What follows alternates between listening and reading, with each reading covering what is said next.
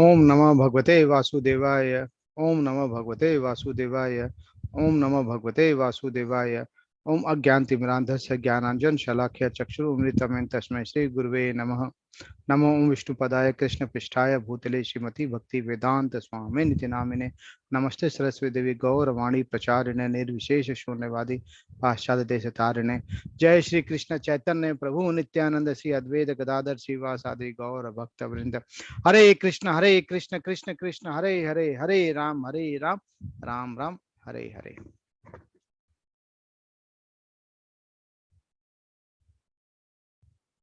हरे कृष्ण माता ji, can you see the slides? जैसे politician के लिए वो Today is the second last day of our spiritual journey. In most of the class which is conducted from by ISKCON Mangaluru, today is the last day. Since I have not taken class on a particular day, that's why our session has been lagging behind by one day. Today the 17th chapter is division of faith. Here we will again talk about the three modes of material nature, wherein we will talk about mode of goodness, Satogun, mode of passion, Rajogun, and mode of ignorance, Tamogun. Now, what is the impact? When we say what is the impact of faith, how the faith is related with gun, how is the faith related with the modes of material nature, we will have discussion into this very important chapter. Let's see. Hare Krishna.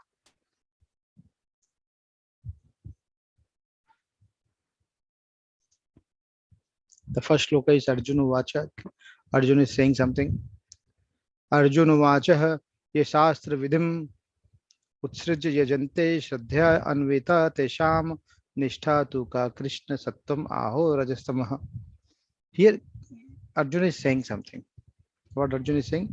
Oh Krishna, what is the situation of those who do not follow the principles of scripture but worship according to their own imagination?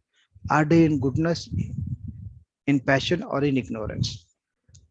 Very valid question. Very, very valid question. Now this question also comes in our mind. Arjuna is saying,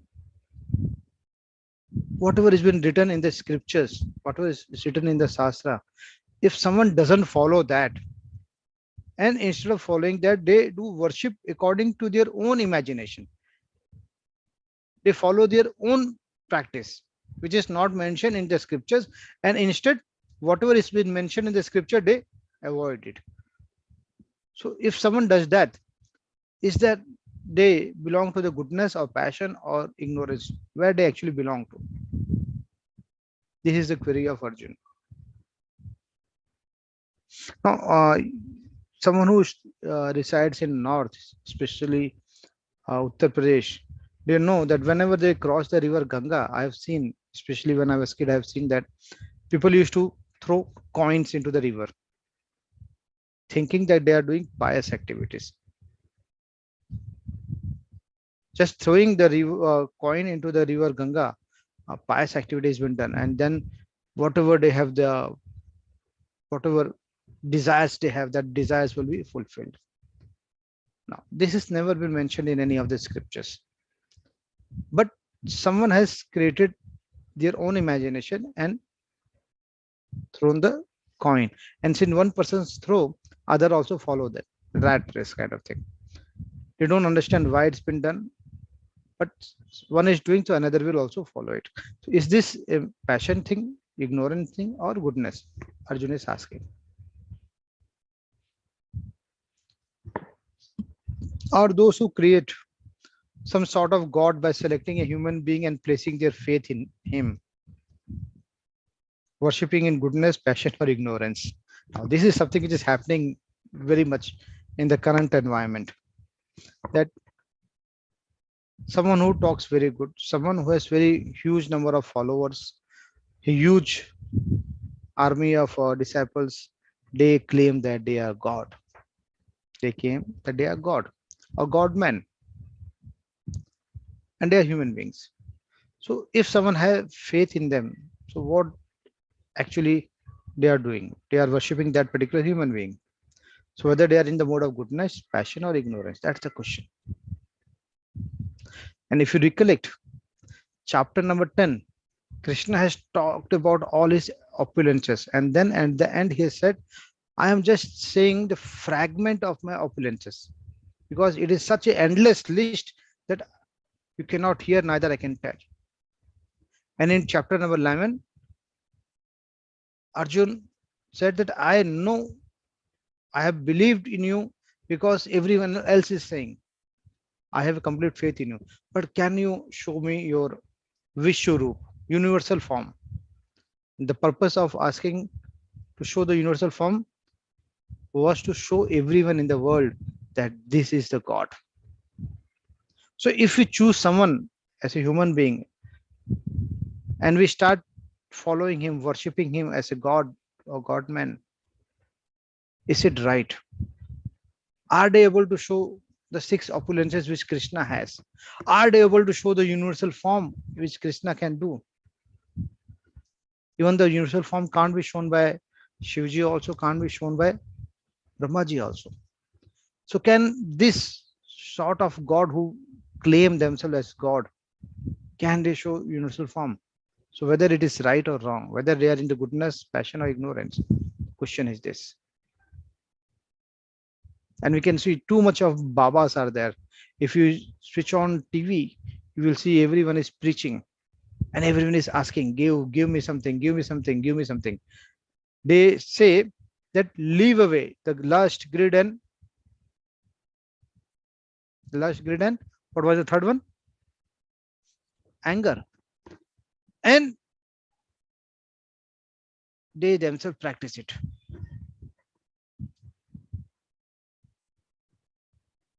I'm not talking about everyone. I'm talking about someone.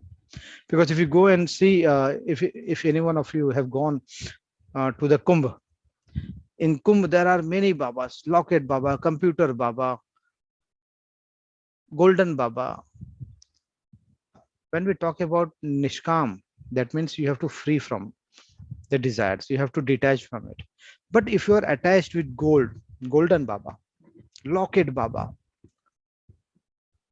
Pilot Baba, I'm not saying anything against them, but if you are having an attachment toward the materialistic desires or to the materialistic things, then how can you preach others? Because if you're following the same thing, if you're following same thing, you can't say that you don't follow, because first you live and then you talk about others. So whether we are in the mode of goodness or passion or ignorance, let's see what Krishna answers. Krishna is saying the Supreme Lord said, according to the modes of nature acquired by the embodied soul, one's faith can be of three kinds: goodness, passion, or ignorance. Now hear about this. Now we are discussing these three modes of material nature since the last chapter. So chapter number 13 onwards, we are talking about this. And sometimes we are talked about in other chapters also, but very precisely we're talking from chapter number 13. Krishna is saying that according to the modes of material acquired by the embodied soul, one's faith can be of three kinds. That means we at times can show the characteristics of goodness also. At times we can show the characteristics of passion also, and sometimes we can show the characteristics of ignorance also. Being a single person, we can show all the three characteristics. But primarily, we actually exhibit one quality only. It can be either passion, it can be either ignorance or goodness. Maybe we will be earlier we were in ignorance, then we slowly progressed from ignorance to passion, from there we progress to goodness. But at a time we will show just only one. So Krishna is saying that the embodied soul, like you and me, everyone, one have one's faith. The trust factor, the faith, can be of three kinds: goodness, passion, or ignorance. Now let's see the bhakta. You can see the image. The bhakt always focus on Krishna. He has nothing else to focus. Krishna, how he can focus on Krishna? By prema, by love. And then he can attain bhakti. By focusing through love on Krishna, he can attain bhakti, and finally he can elevate himself to Suddha Tattva, that means Suddha Bhakti. For that, he needs to be a Bhakt. He needs to be a devotee. Now, let's talk about the Karmi, someone who does the activities. That means someone who is doing good activities also. Karma can be good or bad, both. If a good karma is done, if good deeds have been done, then one goes to the Swarga Loka because he's performing some pious activity. He's having some good activity. And who does that? People who is in the Rajoguni state because of good deeds. Because like when I say good deeds, like someone is building a home for old age people, someone who is helping to get the temple built, someone who is helping for the diseased people to get the treatment. Some poor girls are there, he is getting them married. Okay, so such kind of activities are pious activities. They can't let you go to the Vaikuntha or Golok, but they can let you go to until Swargalok. Someone who is Jnani, someone who is knowledgeable enough, he knows the Brahma. He knows how to get mukti because he continuously focus on the nirgun, nirvishesh kind of thing. He wants to get mukti. He wants to get freedom, liberation from the death and birth. He has gyan in him, and that is satagun. That means he can go until taplok, satyalok, janlok. So let's see. So basically, it says that whatever we do, we should do for Krishna only. If you are eating, for Krishna. If you are walking, for Krishna. If you are working, for Krishna. So whatever we are doing, Krishna. O son of Bharat, according to one existence under the various modes of nature, one evolves a particular kind of faith. The living being is said to be of a particular faith according to the modes he has acquired. We just discussed this. Okay. The fourth sloka says, man in the mode of goodness worship the demigods. Those in the mode of passion worship the demons. And those in the mode of ignorance worship ghosts and spirits.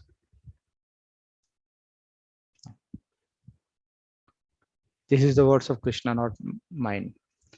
So someone who is in goodness, someone who is in Satagun, he worship demigods. Because someone who is in Shuddha Tattva, Shuddha Bhakta, he will never worship demigods. He will worship only the Supreme Personality of God. That is Krishna. Anyone who worship demigods is in the goodness mode. But who is passionate, Rajoguni, they will worship demons. They will worship some people who is having power, money, because they want to extract benefits from them. Sakam Karmi or Sakam Karmi. Someone give and take kind of activities is done by passionate people. And those who is already into the mode of ignorance, Tamoguni, they worship ghosts and spirits. Bhoot Puja, Ghost Puja. In many parts of our country, still Bhoot Puja happens. And there is a large number of followers for Bhoot Puja. Whether we believe or not believe, but that's the reality.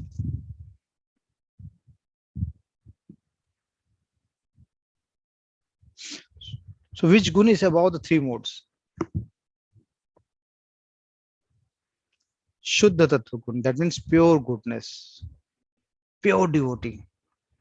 They worship Krishna. Someone who worship Krishna and is in the Krishna consciousness, they are above the three modes. That means they are above Satagun, they are above the mode of goodness, because mode of goodness leads to the worship of demigods. Wherein if you worship the Supreme Personality, then you are in the mode of Satagun. Sorry, pure goodness. Shuddha Sattva, Shuddha Bhakta. Like we can see Prabhupada. So let's see. Where do we go? What is the actual destination? If we worship Krishna, because he is the Supreme Personality of Godhead, the destination can be Vaikunt Lok, Krishna Lok, that is Golok. If we worship demigods, we will go until heaven. If we worship demons, we can go to hell. If we worship ghosts and spirits, ghostly planets. So you are what you eat, right? जैसा खाओ अन्न वैसा हो मन, है ना? If we eat non-veg, our mind will be also corrupt.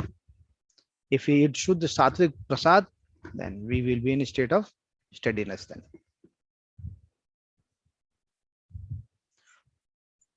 Those who undergo severe austerities and penances not recommended in the scriptures, performing them out of pride and egoism, who are impelled by lust and attachment, who are foolish and who torture the material elements of the body as well as super soul dwelling within, are to be known as demons. Oh.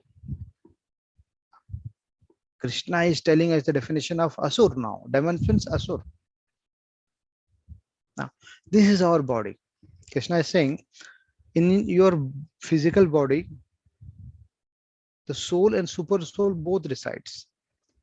So why you are torturing your body? Just because you have pride and egoism, that's why you're torturing it. Is it right? And just by burying your head into the ground, or you're lifting like Ravan the entire Kailasha, are you doing the right thing? Oh, you are impelled by lust and attachment because you want to show, oh, I have so much of siddhi. Let me show. You are actually displaying the power of your siddhi. That means you are not Satoguni. You are not Shuddha Bhakt. You are a foolish person because you are torturing the material body wherein the soul and the super soul is residing. It is dwelling within. So you are actually doing the wrong thing. Not at all appreciated.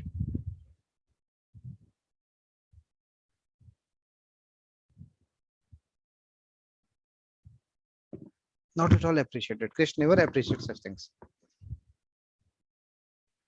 Now let's talk about the food.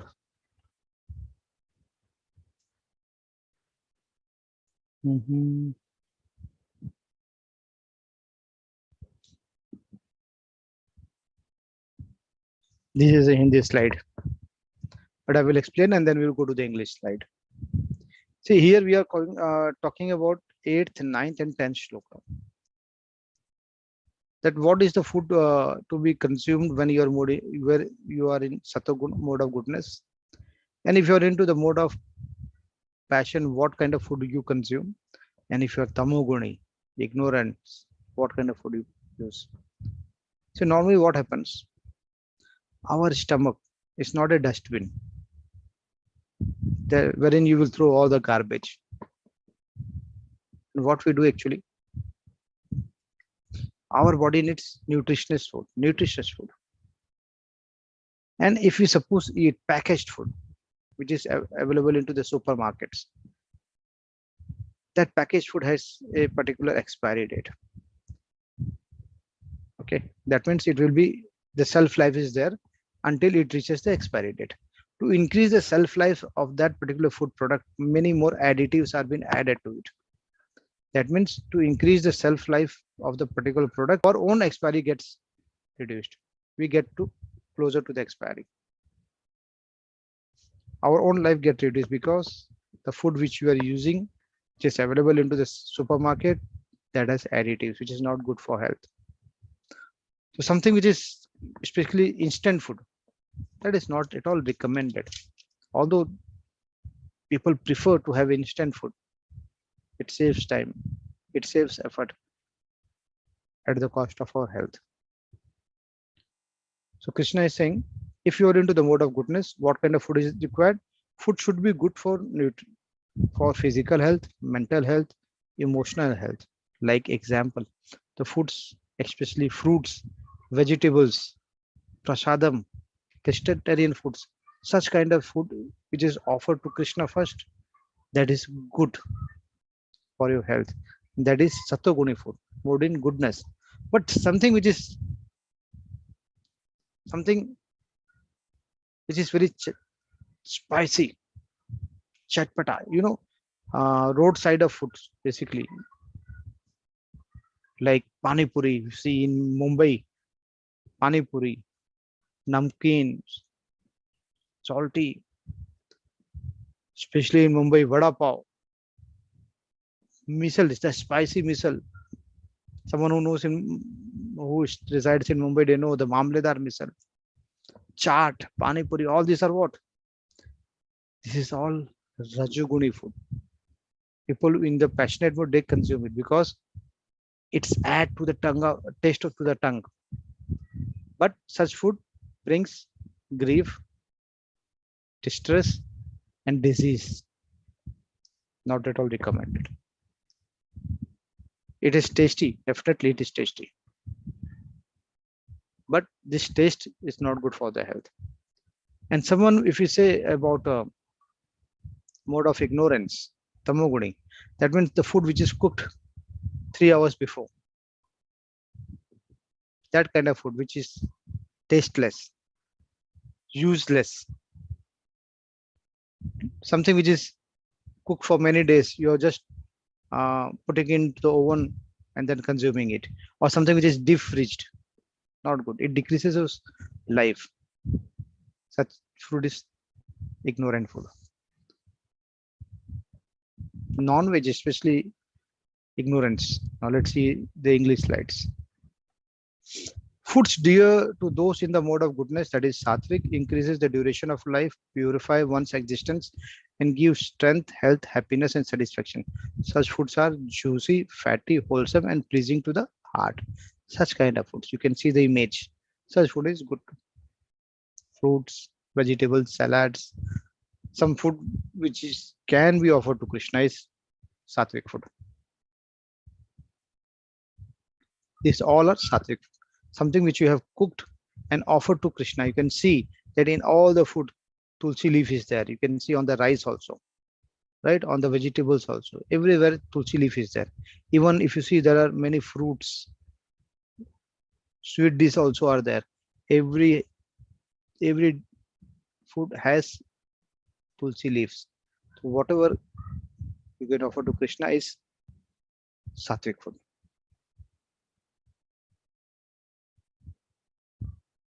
Food we consume is broken into three components. The grossest ingredient becomes the stool, middling ingredient absorbed into the flesh, and subtlest ingredient absorbed into our mind. That means consciousness. So you are what you eat. Make a healthy choice. Decide it. Whether you want the pizza burger or you want nutritious sattvic food. Diseases related to your food habits. You are what you eat. If you eat vegetables, green vegetables, you will always be slim. But if you eat this kind of foods, instant foods, fast foods, then you become heavy, heavy, heavy. So you are what you eat. Preparing bhog for the Krishna, Lord Krishna Prasadam. Cooking with good consciousness. That means something. See, you should have a feeling that if you want to offer something to Krishna, you should always be in that particular mode that, oh, I want to prepare something for Krishna, something special. So you should go to the market, pick something very good quality food, and think of that. Okay, I'm cooking for my Krishna. So that kind of love, that kind of affection, that kind of consciousness should be there when you cook the food for Krishna. Offering to Krishna with love and devotion is most important thing. Not for the sake of serving. No, it should come from your heart. Affection has to be there. Correct mood for offering, honoring Krishna Prasad, the result of taking Krishna Prasad. And when the food is been offered to Krishna, that has to have a tulsi leaf. Keep it there for at least 15-20 minutes and ensure that whenever you're keeping the food for Krishna, don't be there sitting, whether you Krishna you're eating or not. Just don't stare on the Krishna. Go away. Let it be food and the Krishna both there only, not us. And after 20 minutes, come pick up the food. That becomes the prasad. You have offered the food, and in return, you're taking the prasad. Go and mix into your entire food into the kitchen, and your entire food becomes prasad. So when you consume this prasad, it helps you to control your senses. Then that's the magic of prasad. Now we talked about the sattvic food. Now let's talk about the passionate food.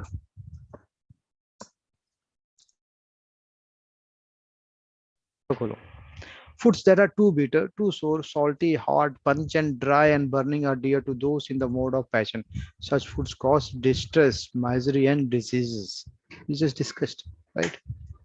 Spicy, spicy vegetable, you can see. Now let's talk about something which is tamoguni food.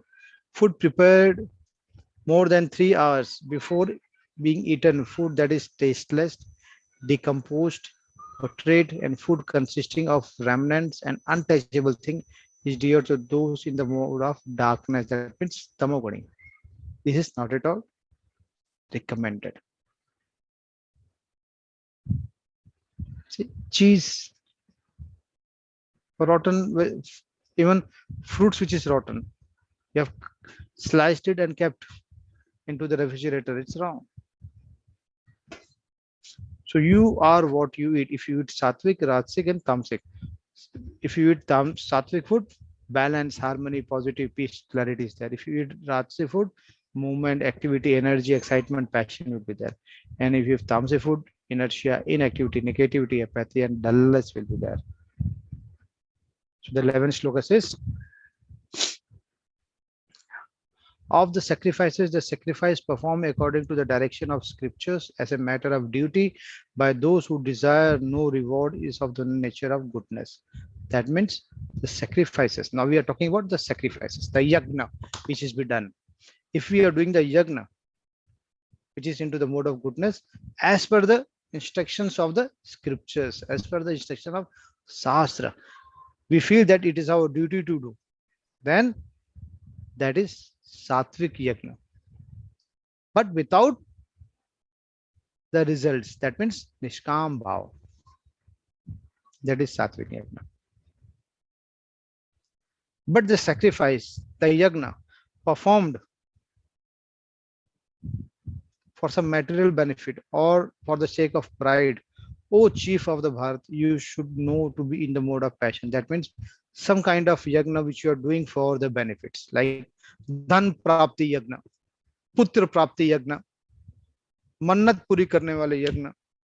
That all, that means you are doing the yagna for some materialistic benefits, not nishkam bhav, sakam bhav. That is mode of passion. That means you want to do something for your benefit. Now, suppose you are doing yagna. Suppose there is no rain, rain is not there, and if you are performing yagna for that, the yagna, the rain should come in your particular area, then it is a sattvic yagna because you are doing for the mankind.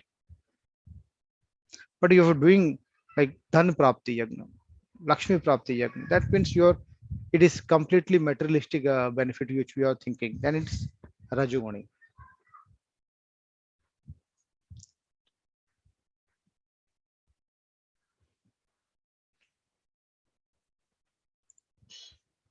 Any sacrifices performed without regard for the direction of scriptures, without distribution of prasadam, spiritual food, without chanting of Vedic hymns and remuneration to the priest, and without faith is considered to be in the mode of ignorance.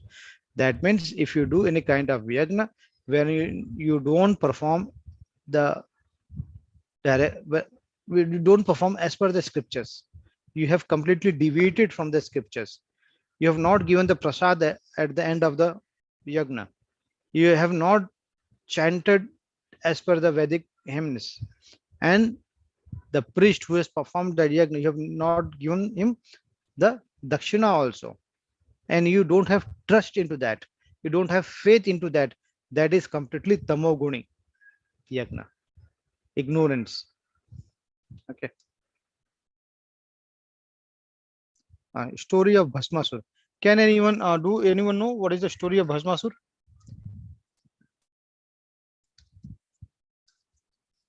Does anyone know the story of Bhasmasur and the Shivji?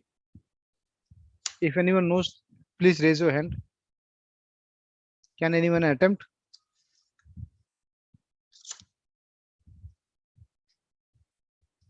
Hare Krishna Mataji, Purnima Mataji.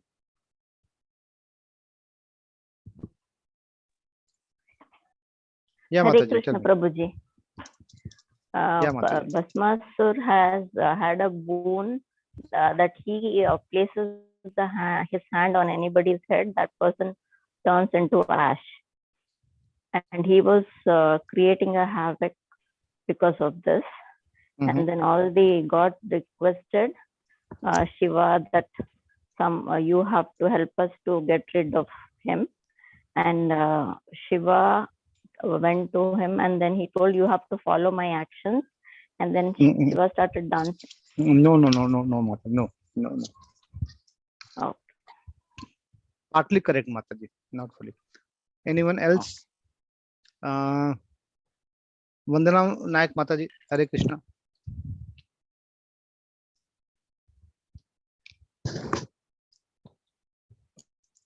Hare Krishna Mataji.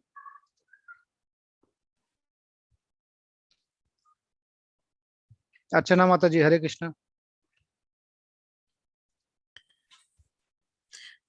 Hare Krishna, Prabhuji. So the story is like that Bhasmasur has done a lot of tapasya of Shivji, and he asked for a boon from them.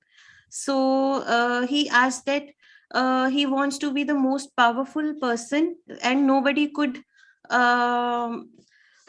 defeat him. So he asked, on whosoever I put the hand, it just gets burned out. So because he thinks, I want to test this power. So because Shivji is in front of him, so he wants to test it on him. So Vishnuji comes to save Shivji, and he takes the roop of an apsara, and because he was having the lust factor, Bhasmasur. So he got attracted towards that woman who was actually Vishnuji, and then they start dancing. And while dancing, he started coughing, and he puts his hand on his head, and it gets bhasm. He bhasmed himself. Very true, Mataji. Thank you, Hare Krishna. Hare Krishna. See, by nature, our Shivji is really very simple, really bhola. His name is Bholenath. He easily gets happy with any of his devotees. Bhasmasur was such kind of particular demon. He had done lots of tapasya. He got the boon from Shivji, but he has a lust factor in his mind for Ma Parvati. He thought that why not I try this to Shivji? And if Shivji will be bhasma, Shivji will be not there, then I will be enjoying Parvati ji, which was such a disastrous, wrong kind of thinking for such kind of demons.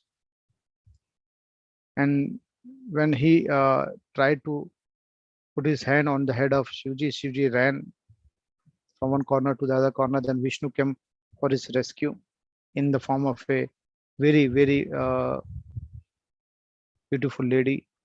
And since he was a lusty person, the Bhasmasur, he fell into the love of that lady because of his lust. And lady said that I will be in union with you, but only when you be a good dancer like me. You have to dance like me. You have to be a better dancer than me. So he said, okay, train me. Then Vishnuji started dancing, and he also started dancing.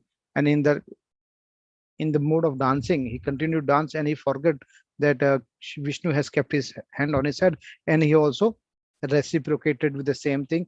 He kept his own hand on his head, and he get into the fire. He get bhasma. So body, mind, and words, you can see. So whatever you eat, what you eat, you get the same kind of mind. That was the purpose behind this story. The 14th shloka says, austerity of the body consists in worshipping of the Supreme Lord, the Brahmins, the spiritual masters, and the superiors like the father and the mother, and in cleanliness, simplicity, celibacy, and non-violence.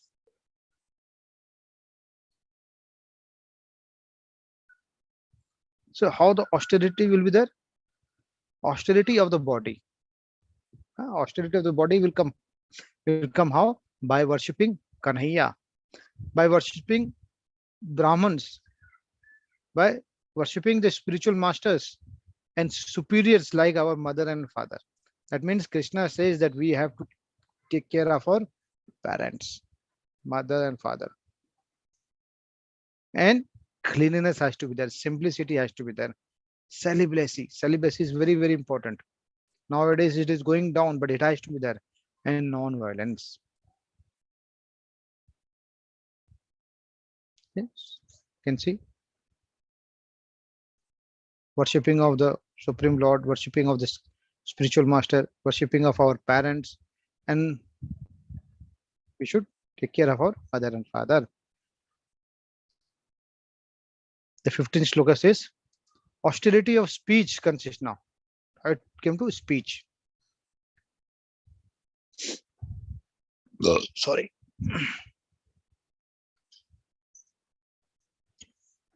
Sorry. Austerity of speech consists in speaking words that are truthful, pleasing, beneficial, and not agitating to others, and also in regularly reciting Vedic literature. That means Krishna is saying that we have to use the speech, the tongue, in such a way that it should not hurt anyone. The speech, the Vani which we have, it should be truthful, pleasing, beneficial. Okay, it should not be a kadwa satya. Whenever you speak to someone, that person should be happy to listen to you. And the way you talk to him should be very pleasing. You have to be very humble. You should not do loose talks. If you're doing loose talks and if you're hurting someone, and by your talks, by your speech, if someone gets hurt, then it is completely wrong, completely unacceptable.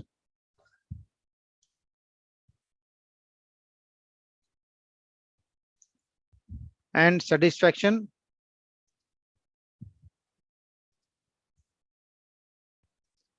And satisfaction, simplicity, gravity, self-control, purification of one's existence are the austerities of the mind. So when we talk about austerities of the mind, tapasya of our mind, what it should be? It should be satisfaction, simplicity. Do anyone know the story of Sukhdevji and Vyasdev? Does anyone know the story of Vyasdev and Sukhdevji? If not, then let me tell you. You know that Sukhdevji was in the stomach of her mother for approximately 13 years. He was not coming out because he thought that if I come out, that will be a huge lot of attachment. And because of that Moh Maya, I will be entangled into the world. So he doesn't come out. Then since and mother, he was having this particular fetus in her stomach for 13 years. It was paining. Too much of abdominal pain was there. Krishna came. He said to Sukhdevji, and he was very clearly able to listen even in the stomach, that you please come out. And if you come out, there will be no Maya. You will be free from all the Maya. So as soon as he got the birth, he became a 13-year-old boy, tall boy, and he immediately left his home. And he was naked. He was not wearing any clothes. And his father, Vyasdev, who has written this Bhagavad Gita, who has written this Bhagavatam, he was running behind him. Oh, my son, Vyas, oh, my son, oh, my son, Sukhdevji. And Sukhdevji was not listening. He was just going on. He just crossed a pond where females were taking bath. And those females were naked, bathing in the naked form. And as soon as this Sukhdevji crossed this particular pond, they were very much lenient. Oh, they completely ignored Sukhdevji. But as soon as since Vyasdev is also running behind his son, he also crossed that pond. And by seeing Vyasdev, everyone just tried to hide them, wear the cloth. Then Vyasdev asked, just some minutes before, my own son Sukhdevji passed, and you were really ignorant.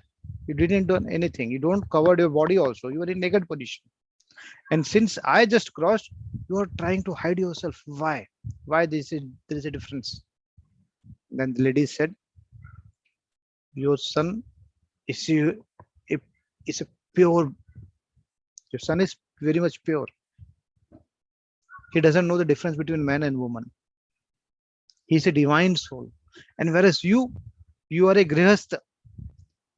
Since you are a grihastha, you know the difference between man and woman.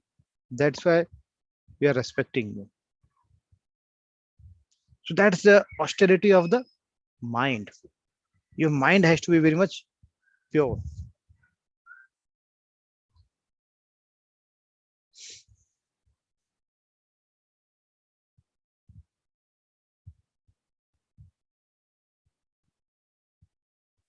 You can see the image, Govardhan Parikrama,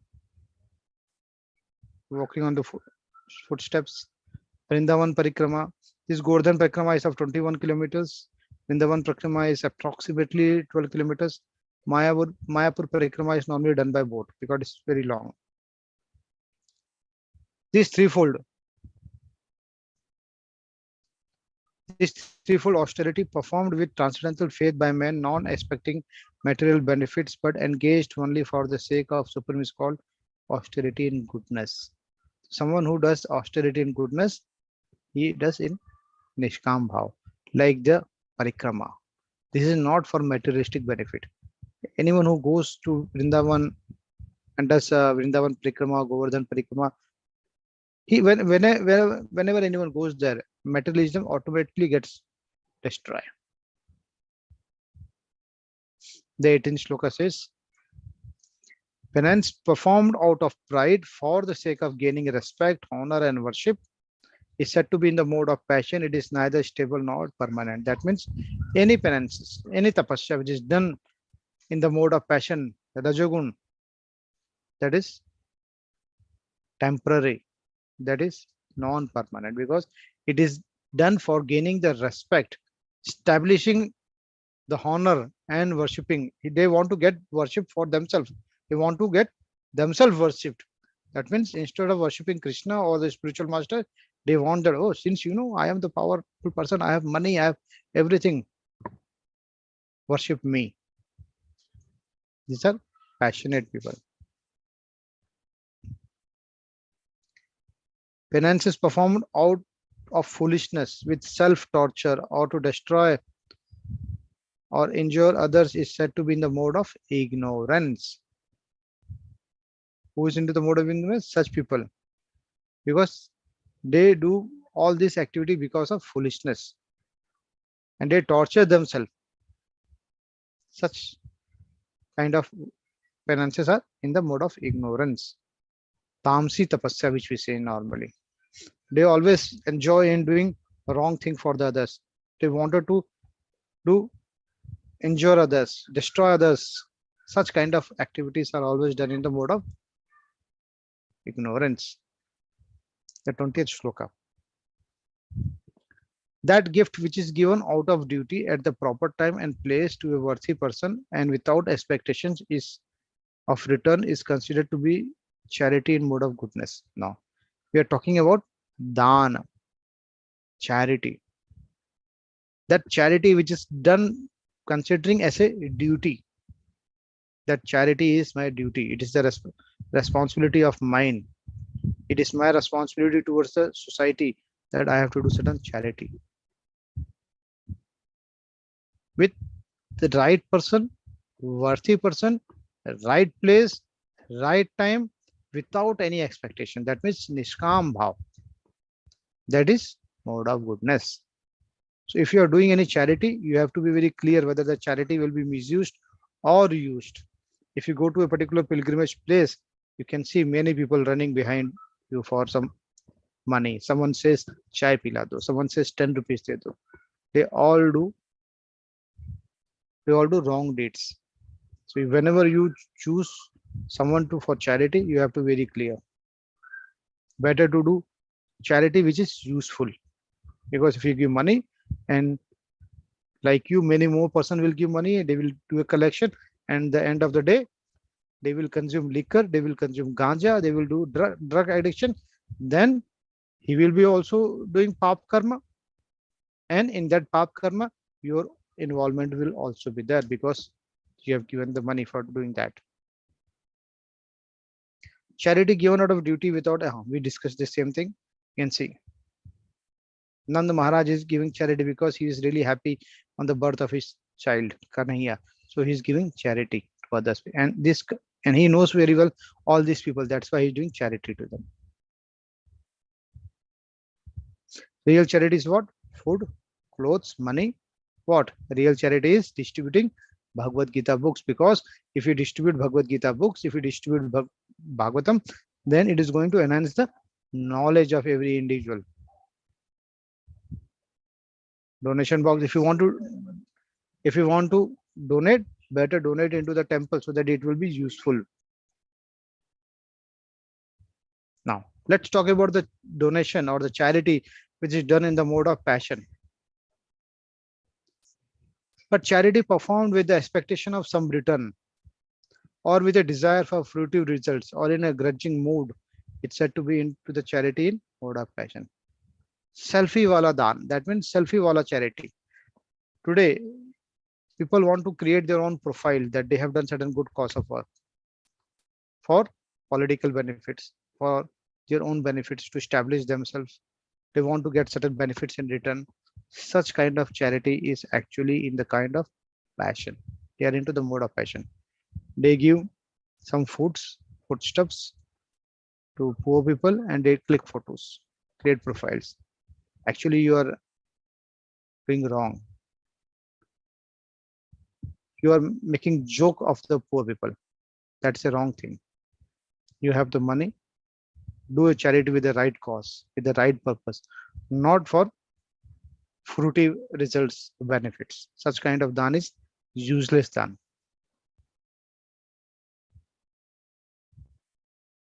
Selfie dhans are always done for advertisements, social service certificate. Many people have done this in the corona period and they got a social service certificate that what COVID Yoddha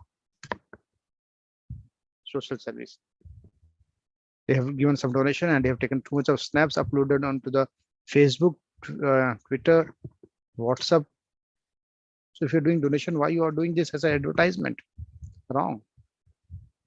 Any charity performed at an impure place at an improper time to unworthy person or without proper attention and respect is said to be into the mode of ignorance. Like if see, he is asking money for weed. Now giving this person money is useless or useful. Think of it. So any charity without clear purpose, without clear consideration, because of compassion and daya, you're doing it, that is wrong. You have to be very clear whether the timing is right, whether the person is really worthy or not, and it has to come from the heart.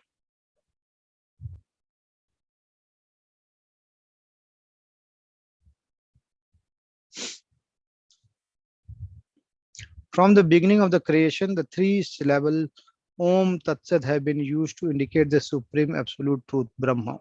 They are uttered by Brahmans while chanting Vedic hymns and during sacrifices for the satisfaction of the Supreme. Om Tat Sat.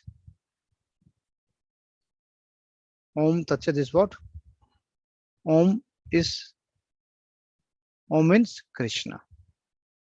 So whenever if you have to pay any obeisances, you always pay obeisances to the superior. Suppose you are going to your friend's home, you have to meet your friend, but his father and mother come. So what you will do? You will do namaste. You will do pranam because he is the father or mother of your friend, or maybe any relative also. So you respect the superior. Similarly, if you do Om Namah Shivaya, Om Shri Ganeshaya Namah, that means what you're doing, you are paying obeisances to Shivji. You're paying obeisances to Ganeshji. But before that, what you're doing, you're saying Om. That means you are paying obeisances first to Krishna and then to Shiv or then to Ganesh. That is meaning of Om. Tat means you. Sat means Sanatan. That means eternal. That means Om Tat Sat means I am the eternal. And who is that I? Kanhaiya, Krishna.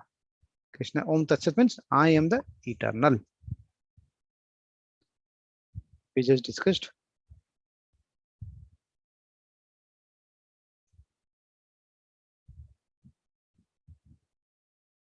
Therefore, transcendentalists undertaking performance of sacrifices, charity, and penances in accordance with scriptural regulations begin always with Om to attain the Supreme.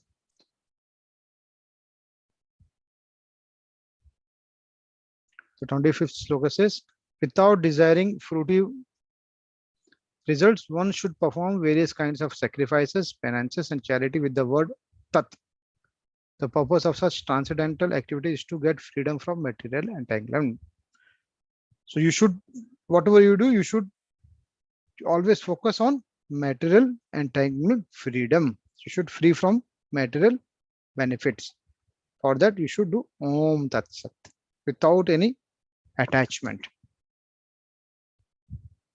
The 26th and 27th slok says, the absolute truth is the objective of devotional service, and it is indicated by the word Sat. The performance of such sacrifice is called Sat, and all are work of sacrifices, penances, charity, which true to the absolute nature are performed to please the Supreme Person, O son of Pritha. And the meaning of the Sat is what? Shashwat. Meaning of Sat is eternal. So whatever we do, see, this 4 slokas talks about Om Tat Sat only. That means Om is supreme. That means he is the supreme who is eternal. And our continuous focus, determination should be on Supreme Personality of Godhead, Krishna only. The last sloka of today's chapter says, anything done as sacrifice or charity or penance without faith in the Supreme, O son of Pritha, is impermanent. It is called Asat and is useless both in this life and the next life.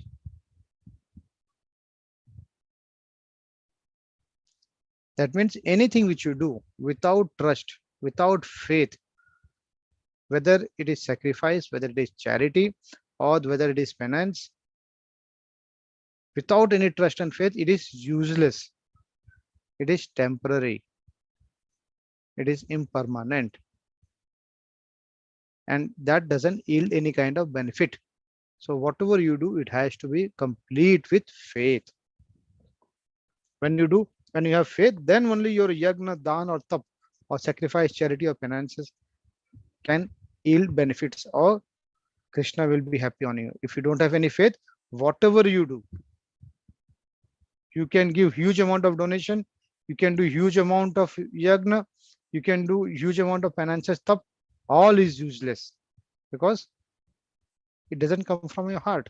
There is no faith into it. So faith is very, very important. And that faith has to be in Kanhaiya Ji, the Supreme Personality of Godhead.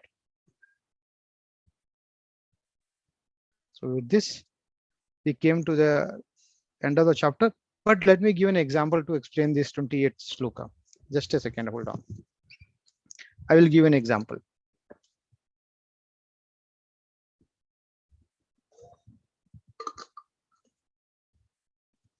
If you are doing such things with faith, then you should have always Nishkam Bhav. If you are having Sakam Bhav, that means you are doing something and you want something in return. That is wrong. Like suppose you are feeding certain poor people. You are doing Annadan. And you have a thought in your mind that today I am doing Annadan. Today I am feeding these poor people. Someday, suppose if I am hungry, if I don't have food, then please take care of me, Kanhaiya. That means what you are doing, you are not doing Nishkam, you are doing Sakam. That you are doing something good today, you are doing something pious today, and you are expecting benefit of it if there is a problem with you. Then what Krishna will do? Krishna will accept your thought. And Krishna will first of all make you so poor that you don't have the food to eat. Like you have fed the poor people, he will make you a poor people. And when you will be in completely distress, you don't have money, you are in poor state of, then he will arrange someone as his representative, and then that representative of God will come and feed you. Since you have asked this to Krishna, that's why Krishna is doing for you. So it is better that you do nishkam work without any fruitive results, without thinking of that, completely be detached. If you are attached to the work you are doing, if you're attached with the benefits, then it can lead you to in trouble. Okay. So with this, the chapter ends. If you have any questions, feel free to ask. Megha Mataji, please unmute. Hare Krishna Mataji. Hare Krishna, Prabhuji. Prabhuji, Hare this is regarding the soul, which I forgot to ask last time. When Mhm. the soul leaves the body is burnt or buried, whatever, in different religion type. Now, when we reach, whether it is the different planets of Golak or Vrindavan, Mhm. how, in what form are we there in front of God? Or, I mean, I just wanted to know, like, how it is. Because when I asked you the question about non-veg eating, you said that there are goats and hens waiting for us to eat, those who are eaten and cut hens and all that. Not only that, if you have consumed snakes also, Oh, whatever. snakes will. Okay, okay, Prabhuji, whatever. So I just wanted to know in what form are we there? Because the body over here is being burnt. Mataji, the body which you have here is a material body that Okay. is made of Panch Mahabhut. Yeah. So when you leave this particular body, you get a new body. But before getting a new body, it depends on your karma, that what kind of body you are going to get. If you are a really true devotee, of Krishna, and you have done selfless service, Nishkam service with complete faith, you have done 16 japa of, then maybe you will be eligible for going to Vrindavan there, Vrindavan. In Golok also there is Vrindavan, yeah, Golok Vrindavan. So when you go there, then you get a complete different spiritual body, Mataji, not a material body. And that spiritual body is given to you for doing service of Krishna lotus feet. And if you get an opportunity like that, then nothing like it. You will be the luckiest person on this planet then. Luckiest person, because if you go to heavenly planets, you're going to enjoy the luxury there. And then again, you have to come back here. If you go to Golok, there is no return back. You have to be just staying there until unless Krishna wants to send you. If Krishna wants to send, then only you can come, or else you will enjoy the luxury of serving Krishna lotus feet, Mataji. You have a spiritual body there. Okay, Yeah. Prabhuji. Hare Krishna. Hare Krishna Mataji. So let's all prepare that whatever we are doing, whatever we have done, whether good or bad, it is all the past now.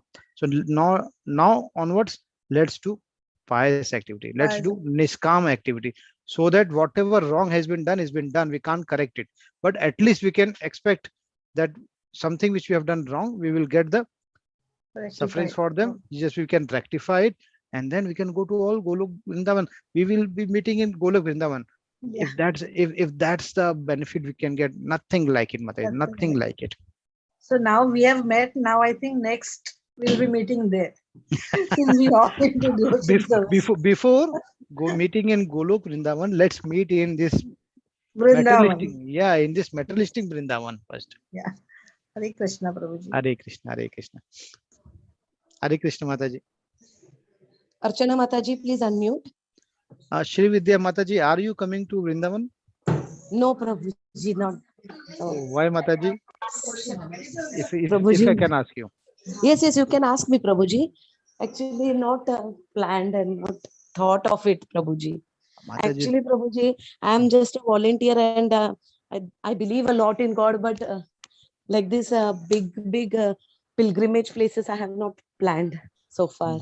Mataji, then it would be a really great start if you have never been done. So it would be a really great and start. Please plan it, Mataji. It will be a really great wonder.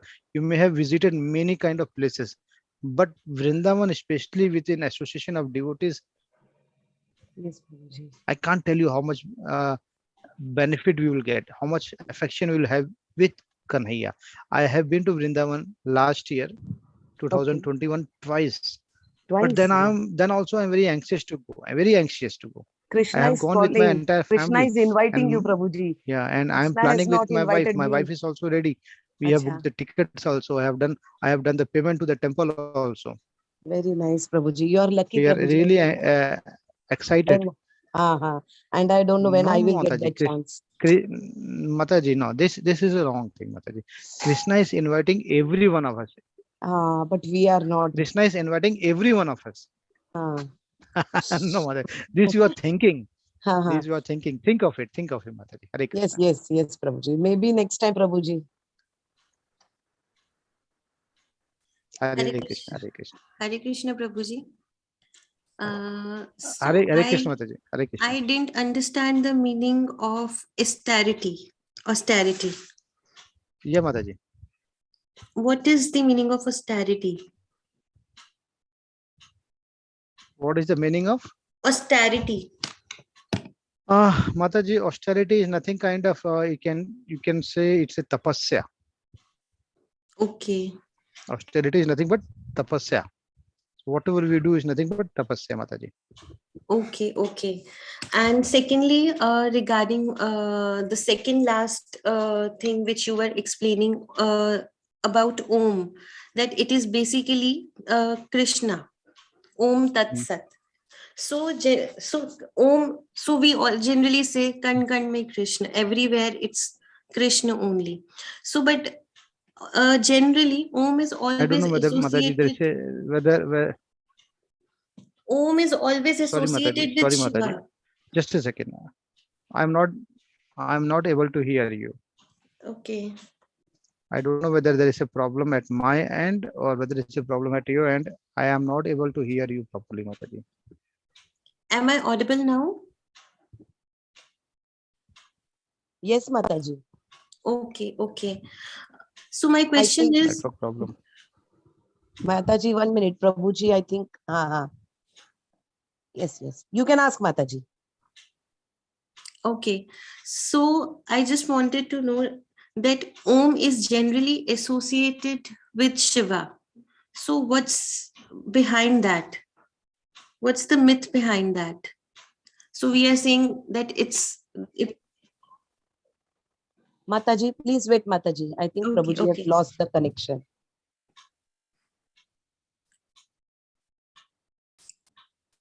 Hare Krishna. Somehow when I do the class in the morning, the class goes very smooth, and I am seeing that since last 3-4 days, every day the connection is having a problem. Mataji, can you please repeat your question? I was not Yes. able to hear you properly. No problem, sir. So the thing is, regarding the last part where you have described about the Om Tat Sat. So you told about that Om is the supreme personality, that is Krishna. So if I link it with that Kan Kan Mein Krishna, so I understand that thing. Om is the Krishna, that is the originating sound of the universe. But generally, we always connect Om or associate Om with Shiva. So I just want to know what's the story behind that. What is the truth or what's the myth in that thing? No, Mataji, see, Shivji is a very big Vaishnava. Shivji is a very senior Vaishnava, very senior devotee, senior Vaishnava. But Om is nothing but, see, if you have seen seriously read Bhagavad Gita, it says Sri Bhagwan Uvacha. It doesn't say Krishna Uvacha, because Ved Vyas has clearly written that Krishna is nothing but The God. Bhagwan, God. Yes. So he says Bhagwan Uvacha.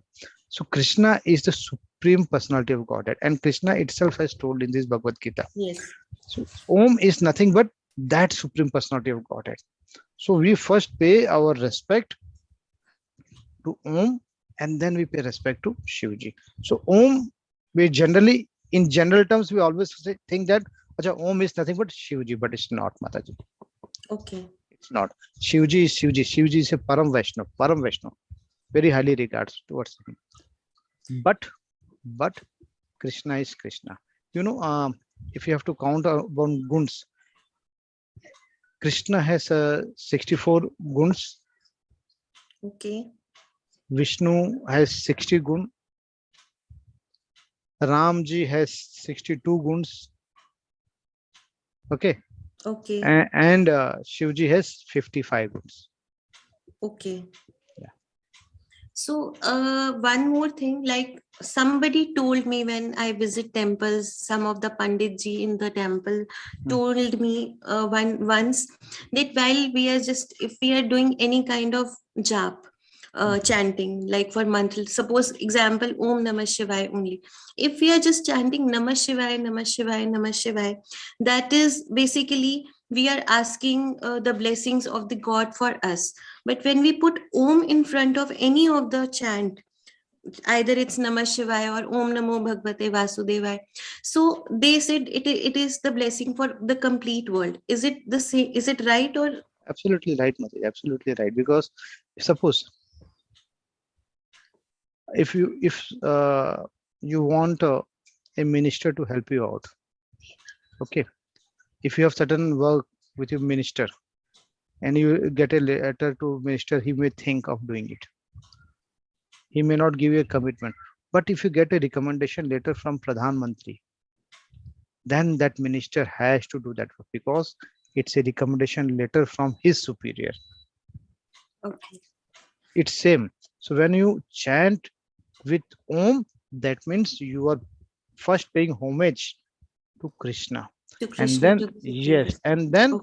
and then to any other deities, whether it is Okay. Ganesh ji or whether it's Lakshmi ji or whether it is anyone else. So you add value, you add weight to your japa then. Okay. Okay. Understood, Prabhuji. Hare Thank you Krishna. so much. Hare Hare Krishna. Krishna. Usha Mataji, please unmute. Hare Krishna Mataji. Hare Krishna Prabhuji. I just wanted to add two thoughts. Yesterday, when I was telling that like Big Bang theory is a theory, so it is wrong. I and again said that science, until it cannot prove for it, it's everything is wrong and theory. So one very interesting research paper got published today. And it is actually associated with Gita, so that's why I wanted to share it with all the devotees.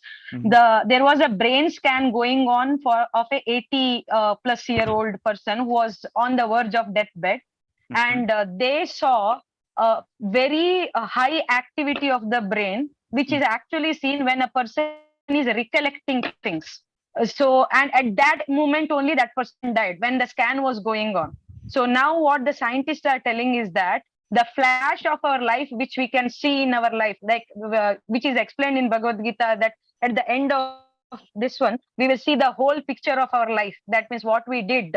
That is, when a person is recollecting at the end, that is justified. So now the science is telling that we are telling you that when you are dying, at the last moment, you will get one flash where you will get recollect everything. So I yesterday some Mataji was asking that I can't believe because science has not justified things because I'm this one. So as a scientist myself, means I'm associated with research, I can say that one day will come, we may be there or we may not be there, when they will hold Bhagavad Gita and all the scientists will say that this is what we know and this is what says truth. Mataji, very fantastically you said it right. Yes, when we are at deathbed, a flash of the entire movie, like the movie goes out, that what we have done right, wrong, and that time we are actually regretting that we have got a very wonderful opportunity to serve the lotus feet of Krishna, but instead of utilizing that opportunity, we are wasted in the materialistic sense gratification. So we are basically regretting that. Okay, that is the moment at that bed. But what I'm saying is that beyond science, his Bhagavad Gita is beyond science. You know Sarabhai, he was a great scientist. He was a great scientist. One person met him on the beach, and he was jogging on the beach, and he was chanting. He was chanting. And that person was not knowing that who is this. He also started jogging along with him, and he said, "You're chanting. Is this any benefit to it?" Well, yes, it's very much benefit. It gives power. It gives power. And he said, okay. And then after 2 days, he saw an article published in the newspaper with a photo of Sarabhai. He said, Sarabhai is a scientist and He is with chanting. He is doing a sloka recitation. He knows sloka. That means scientists also believe. Now, let me tell you my own 3 days before story. 3 days before actual. Somehow I had 2 times COVID, and this time, the second time COVID, there are complications going on. First time when I was diagnosed in the previous year, where the actual shortage of oxygen was there, I also was my oxygen level has gone down. I was in ICU. That time also I was diagnosed with COVID complications. That means that time I was diagnosed with sugar. Earlier I didn't had any sugar. Huge lot of medication was given to me. Huge lot of medications. And after I got treated, the sugar wasn't come down. I was on initial level, I was on insulin, but insulin was also not supporting me, not lowering down my blood sugar. After I get discharged, I went to the diabetologist. He said that there is no proper medicines for COVID. Whatever the medicine has been given to you, it is blind therapy. It is blind therapy. You have been injected 8 remdesivirs, which is not needed. It is all the reactions of this. So somehow after that, the sugar level come down with the diabetes medicines. But again, I got second time this COVID some 2 months before. After that, my sugar level is again fluctuating. So I went to a homeopathic doctor because I know that there is a, if I visit an allopathic, they will give me medicines. I have to take it for the entire life. And I have a history of cholesterol also. My father said, since you are chanting too much, na, it is creating a problem for you. You are taking morning class, you are taking a late evening class, you are going to office, so there is too much of stress on you. So leave all this, relax for some days. And when you will relax for some days, then it will get automatically normal and you reduce your chanting. Because of chanting, there is a stress happening to it. So my father accompanied me to the doctor, who is a homeopathic doctor. He's an MD in homeopathy. He asked, see, I am saying that he is doing too much of chanting, he's taking too much of stress. That's why his sugar level is on rise. He said, no, because of chanting, he is able to manage all the things. And there is nothing wrong. You can continue to chant, and if you want, you can increase the chanting. I said, Father, please listen what he's saying. What he's saying. So that is the power of chanting. That is the power of You can yes. Yes. add one more point. The second point which I said, there is one more research paper which is published today, which is telling that listening to Gita when you are having diabetes or any kind of ailment actually is helping to de-stress, which indirectly is helping to manage it well. So I think ISKCON and devotees are doing are on the right path, and you are also taking us to the right path. And definitely Mataji, chanting is going to help a we, lot. we And all, finally, we all are a materialistic body. We all have to go through this janam mrityu jara vyadhi. So why to take so much of tension? We know that there is a death waiting for us. When we don't know, so we have to be prepared for every time, Mataji. At least with this Bhagavad Gita knowledge, the fear of death is not there. absolutely. And last point I wanted to add to this, I had one conversation with my children. Like usually the children will say that we never get to choose our parents. We are born with our parents and all. So because his mother is so good, her mother is so good, he's so supportive and all those things. So I said, I am sorry, my dear.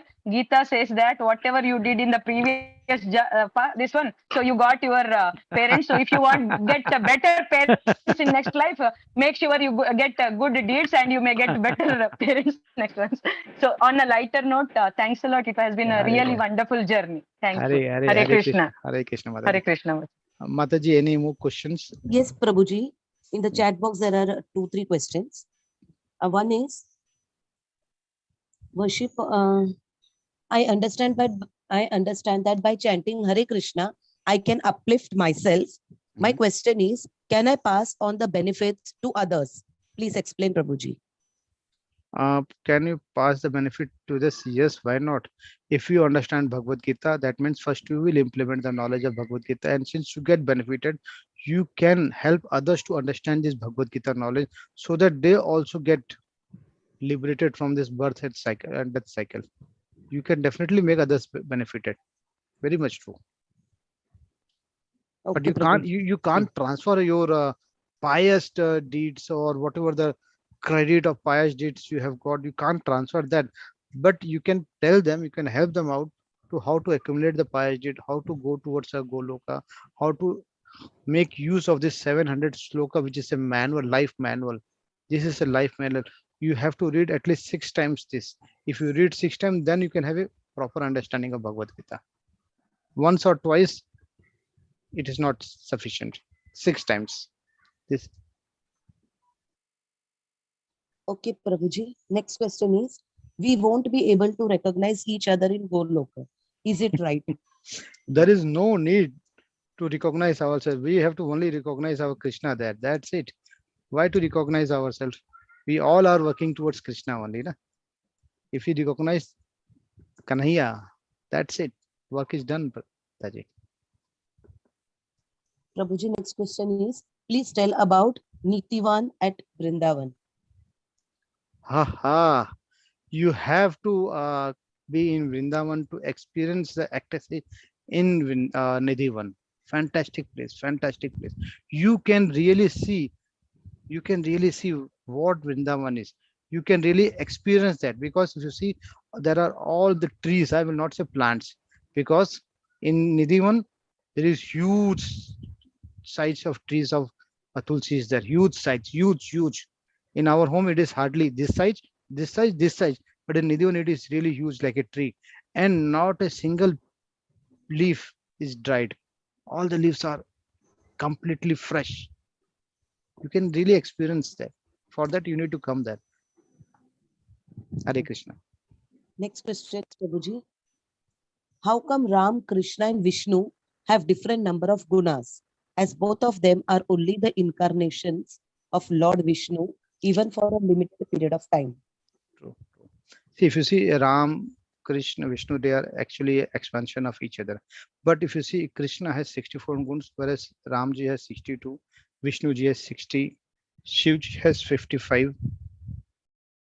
If you see between Vishnu and Krishna, there are 4 guns which is additional, like sorry, like Ras. Krishna does Ras, Vishnu doesn't have Ras. Krishna is Makhan Chor, Vishnu is not Makhan Chor. Prema Madhurya, it is one of the good which Krishna has, Vishnu doesn't have. Bansuri ki dhun, Bansuri Madhurya, Bansuri. We discussed, na, Bansuri, flute.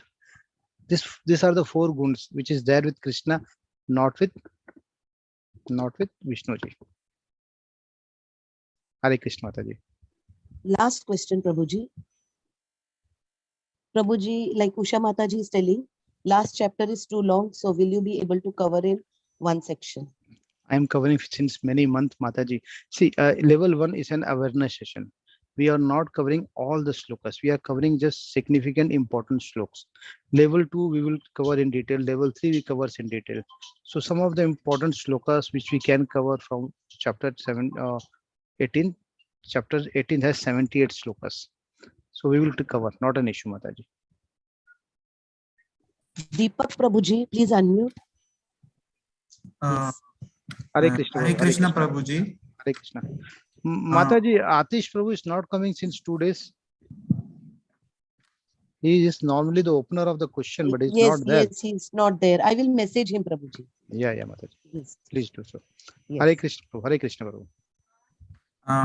Prabhuji, right now you were telling to Usha Mataji regarding that on a death, when we are on a deathbed, our in a flash, we go in a flashback and we get to know the what we have done right and wrong in the past. So such realization, does such realization can happen when we are alone in a secluded place, or can it happen before when we are young like this? Prabhuji, see, this experience has been mentioned into 2 scriptures. One is in Bhagavatam, and another is Garud Puran. That during the deathbed, you can experience this. but you know what is the experience coming. That means whatever you have done in the entire life, you are seeing it, and you cannot illustrate it, neither you can spoke, because you are at the last moment of your life. But Okay. if and then at that particular moment you can't repair it, you can't change it, you have just regrets of your past. But if you know that that is going to happen, that scriptures are telling us that this is going to happen, and when we know that this is going to happen, so we should improve our lives in such a way that when we are at the last moment, then instead of regretting what we have done it, we should be always thinking that yes, Prabhu, you have given me a life, whatever maximum utilization I can do, I have done it. I just want to chant more, even at the last stage, at the last breath also, Hare Krishna, Hare Krishna. You just do chanting of that instead of regretting, instead of thinking of what, you just focus. That's why we need to practice Hare Krishna chanting all around the life, all around the life, so that last moment also we get that same opportunity. Even if you don't do that practice, then materialistic thinking about wife, love, money, property, family, society, all will come into place. So Okay. if it, and even though if that comes into the place, you can't take anything there. So better chant Hare Krishna, and that is the only solution. That's the only solution. Okay. Okay. Thank you, Prabhuji. Hare Hare Krishna. Krishna, Hare Krishna, Hare Krishna. Done, Prabhuji. Done. Then we will have the class, the last chapter tomorrow, which is very important. So please be us tomorrow. Till then, वांछा कल्पितुर्भयश्च कृपा सिन्धुभ्यो च पतितानां पावनेभ्यो वैष्णव नमो नमः. So till then, Hare Krishna, Radhe Krishna. Thank you so much, Prabhuji. Hare Hare Krishna. Krishna, Mataji, Hare Krishna.